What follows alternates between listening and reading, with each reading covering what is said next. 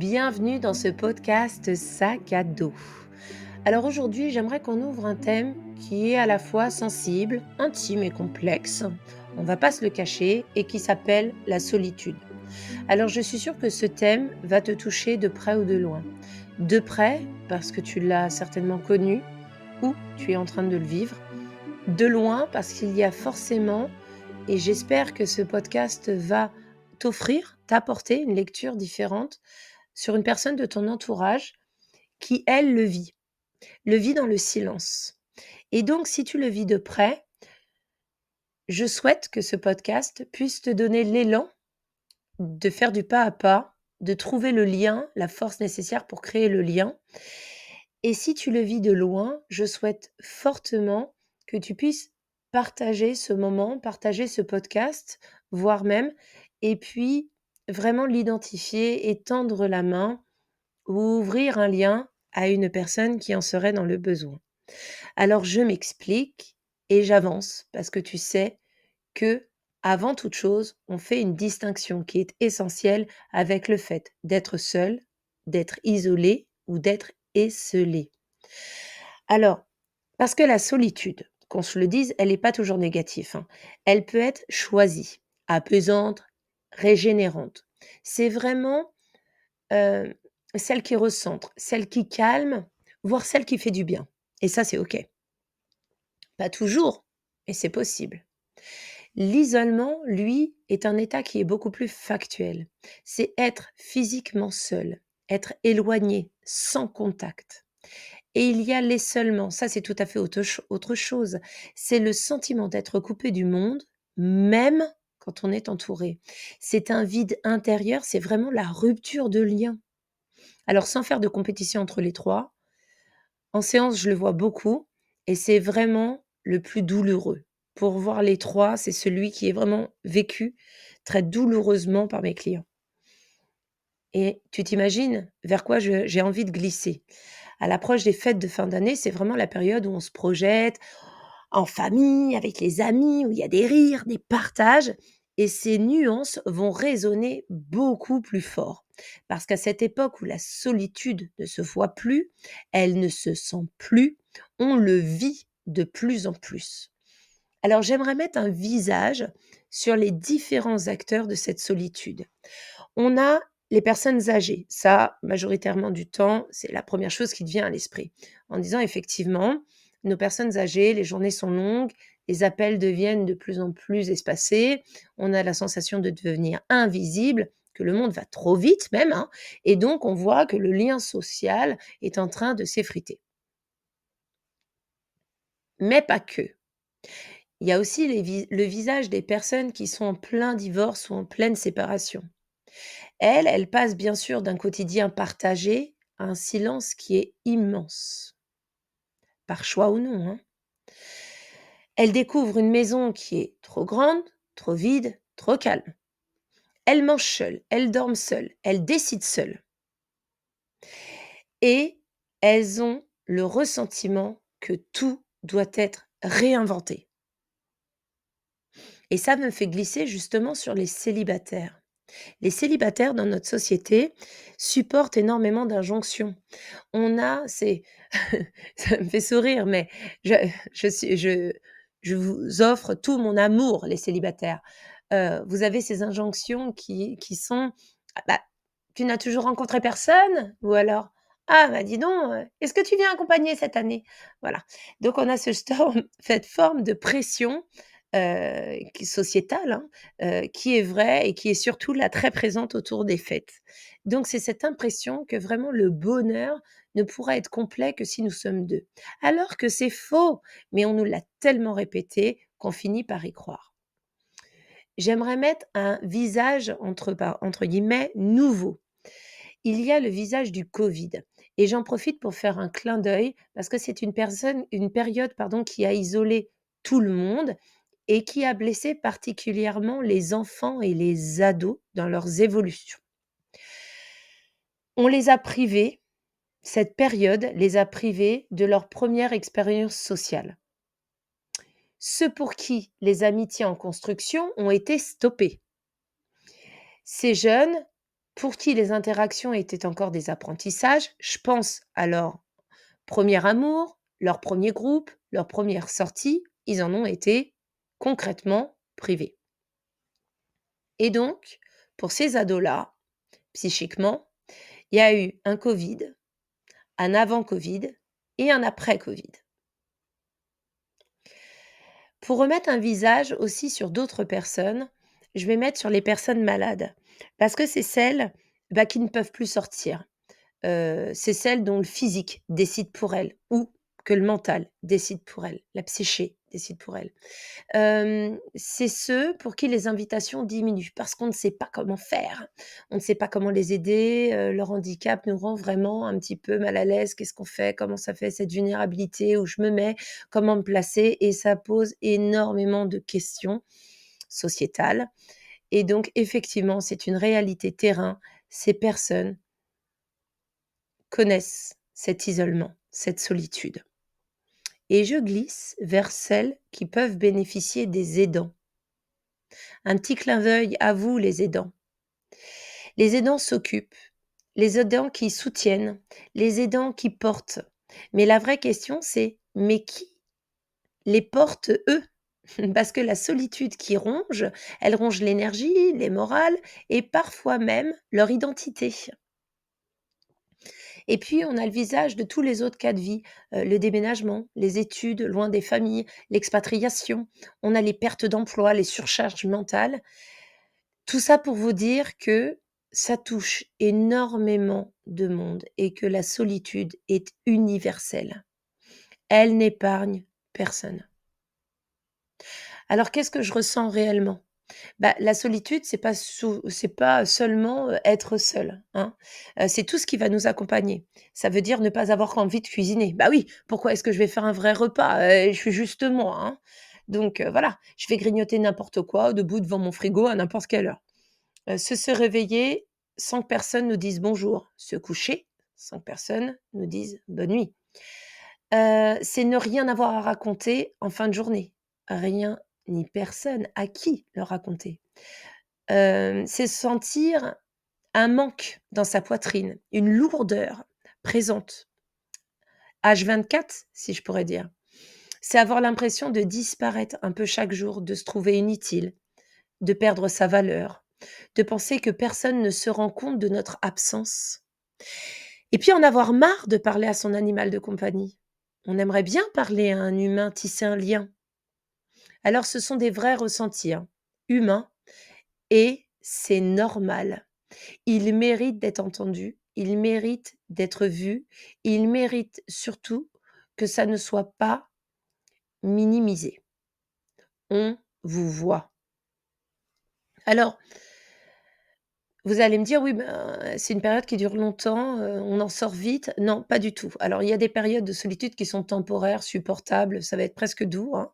C'est celles qui permettent de se retrouver, et puis il y a des solitudes qui durent. C'est celles qui deviennent un état, un climat, je dirais même, qui deviennent un brouillard et on ne sait plus en sortir. Parce que quand elle est subie, elle va mener, vous l'avez compris, à une dévalorisation, à une baisse d'énergie. Il va y avoir l'isolement social, la dépression. On va commencer à avoir des troubles du sommeil, des difficultés à demander de l'aide. Et je repars au début, à demander de l'aide. Donc, il faut être vigilant parce que la durée transforme la solitude en isolement. Alors, le point commun dans tout ça, vous allez me dire, on l'a vu, peu importe l'âge, peu importe l'histoire, peu importe la situation, la solitude, ça parle de lien. C'est le lien qu'on crée, c'est notre fil conducteur, hein, de toute façon, et qu'on perd, c'est le lien qui manque. Donc ce lien-là, il est vital, il est précieux. On est intrinsèquement liés, pas seulement symboliquement, hein, physiologiquement. Je parle, de notre système nerveux qui a besoin de contact, il a besoin d'une voix, d'une présence, d'une chaleur humaine, hein. Quand ce lien se casse, même un petit peu, il faut se dire que c'est vraiment tout notre équilibre qui bouge et ça, quand un équilibre bouge, ça a des répercussions forcément sur notre santé mentale, sur notre bien-être mental. Donc on va commencer à visualiser à ressentir même notre anxiété. Il y a une perte d'estime de soi, on va être en hypervigilance, hein. Vous avez ces moments, vraiment, il y a de la rumination, il va y avoir des blessures de l'âme comme la le sentiment de rejet. Il va y avoir des difficultés à créer de nouvelles relations, bah, oui, parce que c'est très dur d'en sortir. Il va y avoir une fatigue émotionnelle et on peut retrouver aussi des troubles de l'humeur. Parce que il faut se dire, une bonne fois pour toutes, que la solitude n'est pas un échec personnel. C'est un contexte et elle n'en fait en rien une identité. Alors, qu'est-ce qu'on peut faire? Parce que là, c'est un état des lieux, c'est sympa. Moi, j'aime pas mettre des posters dans le salon et dire: «Ah, c'est mignon». Mais alors, on en fait quoi? Ça bouge comment tout ça? Eh ben, déjà, il va falloir se dire que c'est OK, hein. On a le droit de ne plus en pouvoir. On a le droit de se sentir seul, même quand on est entouré. On a le droit, d'avoir envie de ne pas avoir envie de cuisiner, pardon. On a le droit, d'être fatigué et on a surtout le droit de demander de l'aide et tout ça, c'est normal, c'est OK. Alors, qu'est-ce qu'on peut essayer? Bah, c'est propre à chacun, c'est propre à son histoire, c'est propre à ce dont il a besoin. L'idée, c'est de se mettre en mouvement et de renouer petit à petit un lien chaque jour, déjà avec soi et puis avec les autres. C'est créer des rituels pour soi, peut-être, je sais pas, rituel musique, rituel thé, rituel, promenade, des choses qui vous font du bien. C'est appeler quelqu'un, même 5 minutes par jour, hein. C'est rejoindre un petit groupe, alors on parle de sport, d'ateliers, d'associations, des choses qui vous font du bien. C'est consulter un professionnel et ne pas attendre que le poids soit trop lourd et même si on s'aperçoit qu'aillec, le poids est devenu trop lourd, on y va, on va consulter, on va discuter avec quelqu'un, on va se libérer.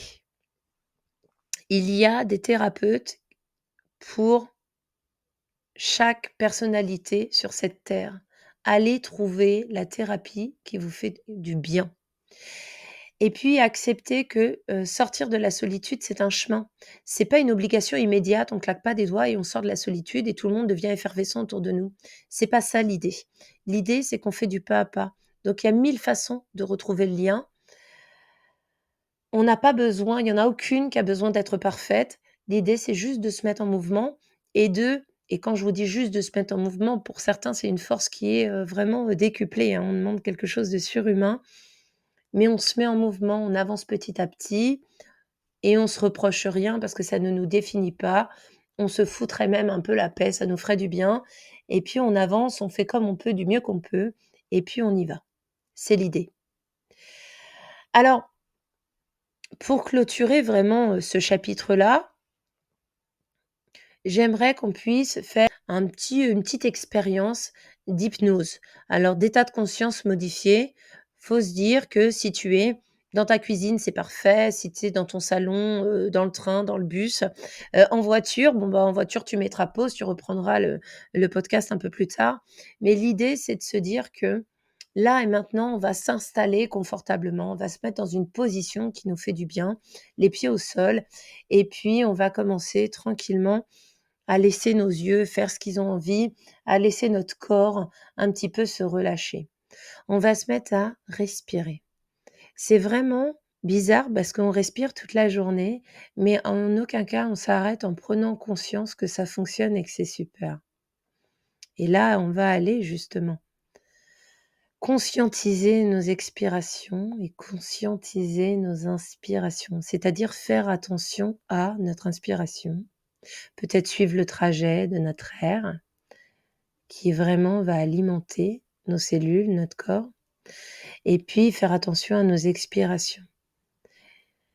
Peut-être que laisser cette métaphore du sac à dos en disant que notre sac, on peut parfaitement le déposer à nos pieds.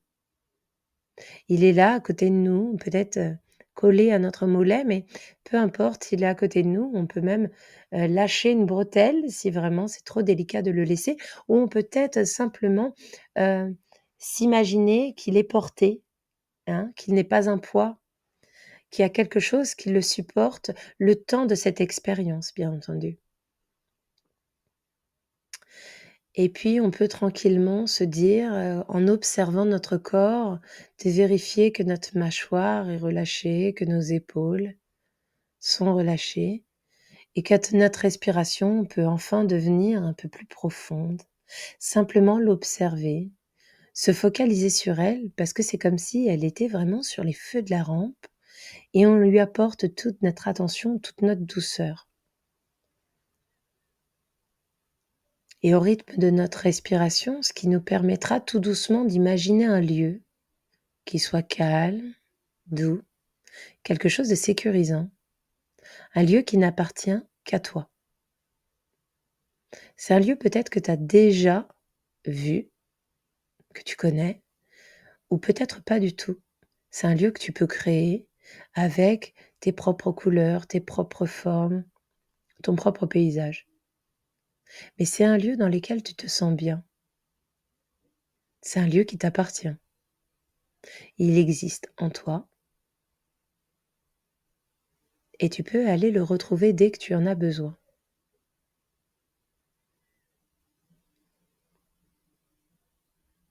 J'aimerais que tu puisses visualiser une lumière douce dans ta poitrine. Vraiment cette lumière-là qui prend toute sa place, très douce,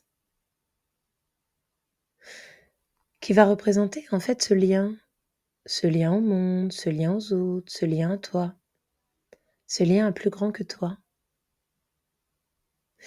Et à chaque respiration, elle se renforce. À chaque respiration, tu la diffuses. À chaque respiration, elle jaillit de ta poitrine. C'est vraiment ce fil solide, ce lien exceptionnel, parce que tu es relié, parce que le monde te voit, parce que tu t'autorises et tu as le droit, parce que le simple fait d'écouter ce podcast est déjà un lien. Tu peux la diffuser à l'ensemble de tes cellules, tu peux la diffuser et la faire jaillir de ton corps. Tu sais qu'elle t'accompagnera toute ta journée, voire bien plus encore. À chaque fois que tu en as besoin, hop, tu te présentes dans cet endroit et hop, ta lumière jaillit. C'est quelque chose que les autres pourront peut-être pas visualiser, mais pourront ressentir que ta lumière est présente. Et tu peux simplement te remercier parce que nous te voyons, parce que je te vois, parce que tu n'es pas seul, parce qu'on est là.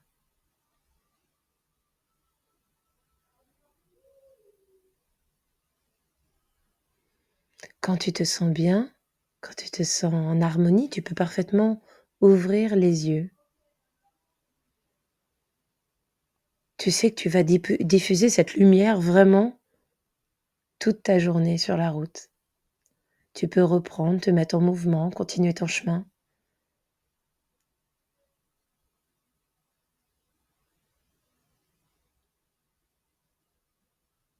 Et je voulais te remercier. Je voulais te remercier d'avoir passé ce moment avec moi. Voulais te remercier de m'avoir écouté.